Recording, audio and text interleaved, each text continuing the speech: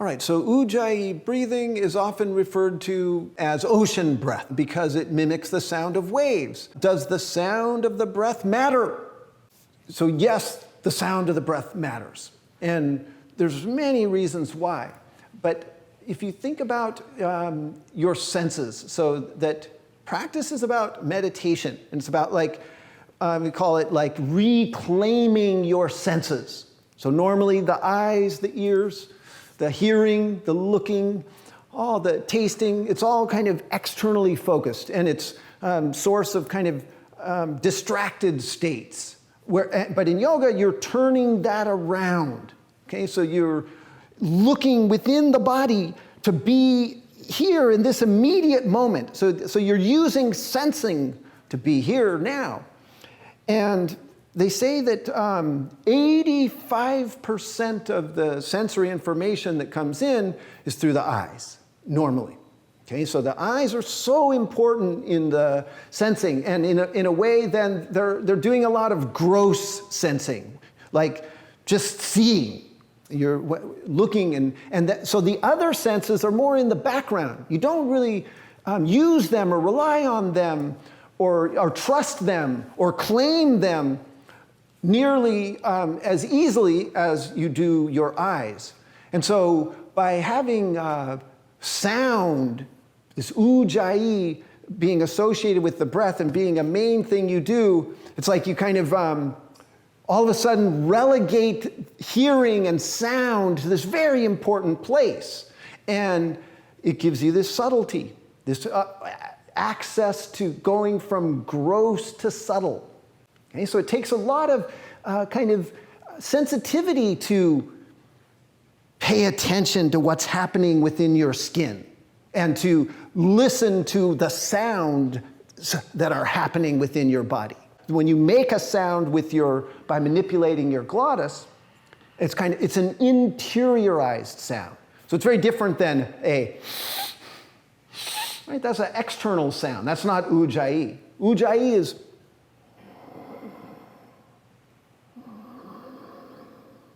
very inside the body. So when you listen to that, then you are compelled to be inside your body to listen to that sound. Every sense organ and every sense has an element that goes with it. Okay, and so the elements and the senses are connected. And sound and listening go with space, the element of ether or space. Okay, and space is the very first element. So it's like the pure element from which all the other ones are born. And so when you work with that sound of UJJAYI, you're also working with the quality of space. So you're asking, why does the sound matter? So the quality of the sound, for one, it brings subtlety, but it also has the potential to either bring space or block space, remove it.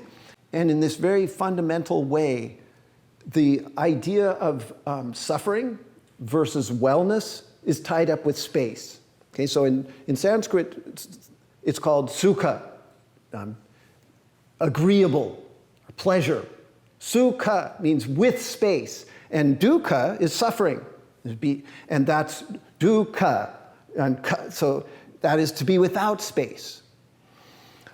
All right, so when you are working with the sound of the breath, you're also working with this quality of space inside your body. And you're looking to bring that, to represent space, to use your breath to open space up inside your body. And the sound matters. Okay, so a harsh sound, an overly forceful sound, or a too soft sound. So the sound has to match the circumstance in the moment of what you're doing. And when it does, then this quality of space opens up. The sound matters. And it's a funny thing because this is you'll hear teachers say this on the very first time you take an Ashtanga class. The sound breathing, listening to the sound. And it almost becomes like It just goes by you. Yeah. And then one day you wake up, I've been practicing for 10 years and I haven't listened to my breath for even 5 minutes. You go, oh, wow, it's there. You start paying attention to that sound and you start letting it lead you. That sound is the leader of what you do. It's not some incidental thing that's distracting or you don't pay attention to. It's right the very leader of all. And it's and that's why UJJAYI, in the Hatha Yoga Pradipika, it says, you can do it in all stations of life. You can do it 24 hours a day if you want. Walking, standing, sitting. It's just so pivotal in bringing you to a state of yoga. It's just very basic technique, one of the most easily accessible and inexhaustible technique is simply paying attention to the sound of your breath.